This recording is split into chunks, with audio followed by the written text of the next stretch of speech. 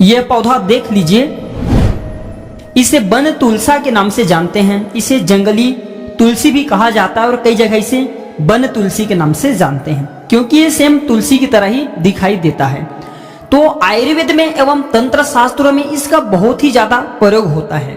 जी हाँ, बिल्कुल, आप इसके प्रयोग करके बाजीकरण स्तंभन की शक्ति प्राप्त कर सकते हैं।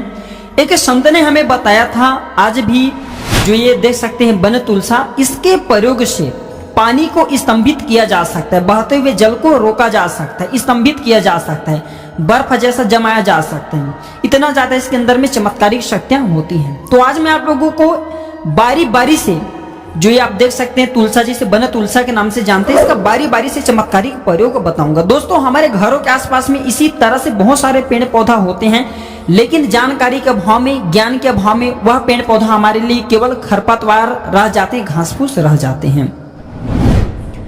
तो सभी दर्शकों को बताना चाहूंगा, ये पेड़ पौधे आज भी उतना ही ज्यादा प्रभावशाली हैं जितना पहले हुआ करते थे। ये आज भी उतना ही ज्यादा कारगर हैं जितना पहले हुआ करते थे, लेकिन जानकारी के अभाव में केवल ये हमारे लिए घास फूस रह गए हैं, खरपतवार रह गए हैं।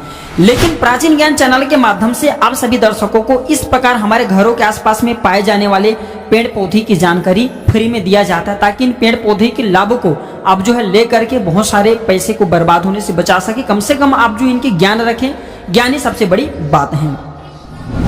तो कमेंट सेक्शन में जरूर बताना, ये पौधे को देख करके पहचान लीजिए। हम अब दिखाना चाहेंगे इस प्रकार से होता है, इनके जो इसके अंदर में बीज होता है, ये पौधे सेम तुलसी के जो बीज होती हैं, जिसे हम तुलसी की एक प्रकार के बोलते हैं मंजरी, तो ये तुलसी की मंजरी की तरह ही दिखाई देता है। ये तुलसी के श्रेणी में आता है, लेकिन ये तुलसी नहीं है, इसे वन तुलसा के नाम से जानते हैं। कई जगह इसे वन तुलसी के नाम से जानते हैं, और इसे कई लोग जंगली तुलसी भी बोलते हैं, क्योंकि जंगल में अधिकतर पाए जाते हैं। ये ग्रामीण इलाकों में, खेतों के आसपास में जो मेड़ बोलते हैं, वहां पे आपको मिल जाएंगे। अलग अलग प्रांतों में, अलग अलग जगहों में अलग अलग नाम से भी जाना जाता है।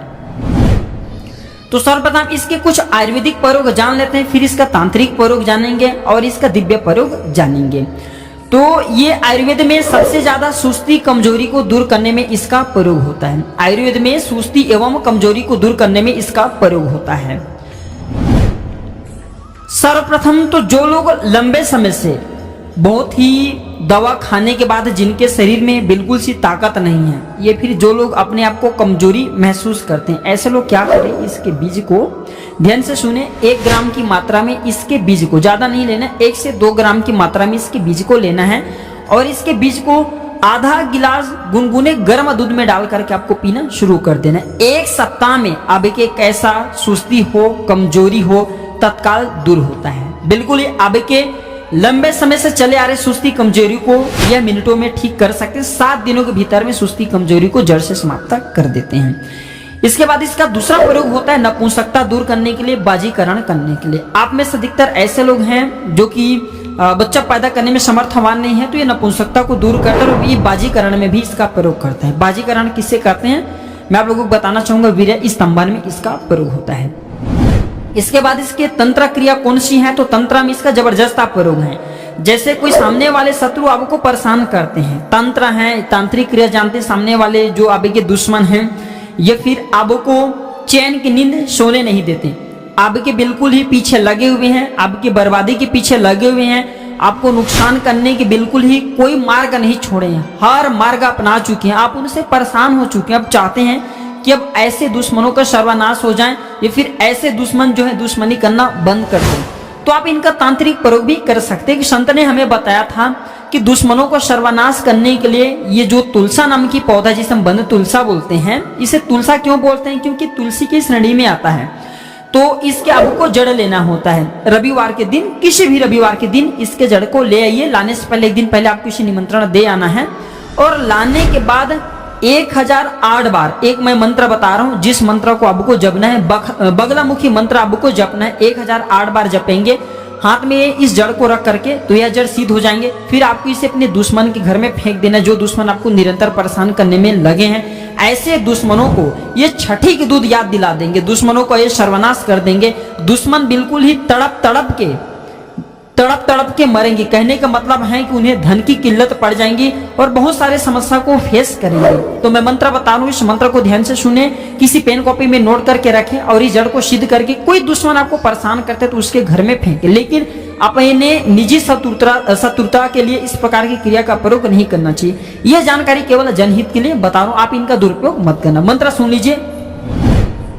ओम ह्लीम बगलामुखी सर्व दुष्टानाम वाचम मुखम पदम स्तंभय जिह्वम किलय बुद्धि विनाशय ह्लीम ओम स्वाहा।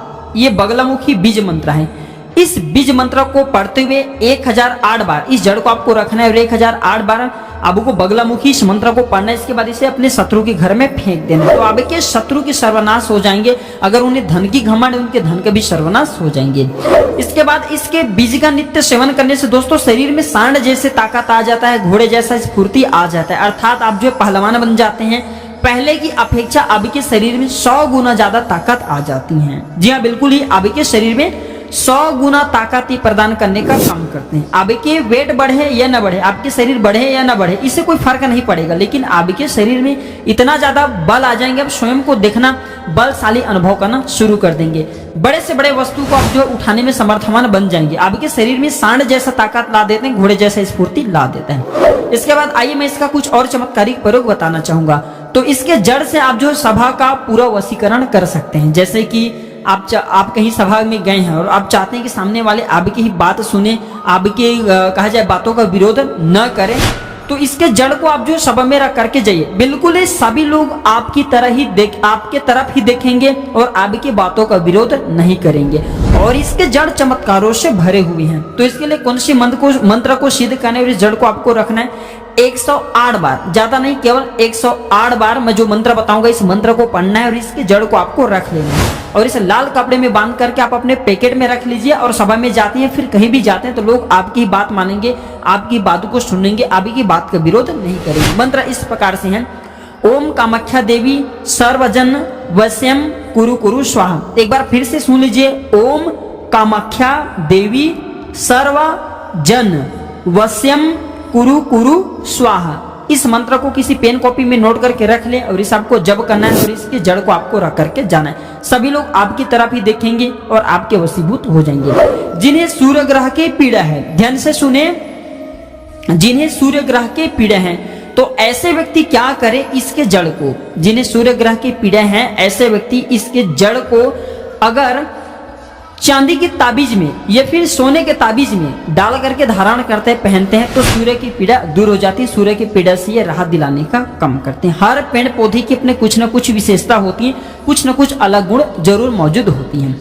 इसके बाद इसके एक गुप्त प्रयोग और बता रहा हूं, जो कि एक हमें तांत्रिक ने बताया था कि इससे गुप्त शक्ति प्राप्त होता है। कैसे गुप्त शक्ति, अर्थात इसके माध्यम से आप कुछ भी चीज को हासिल कर सकते हैं, प्रकट कर सकते हैं। हमारे वीडियो के टाइटल को भी आप देख करके आए हैं। ये कोई साधारण पौधा नहीं है दोस्तों।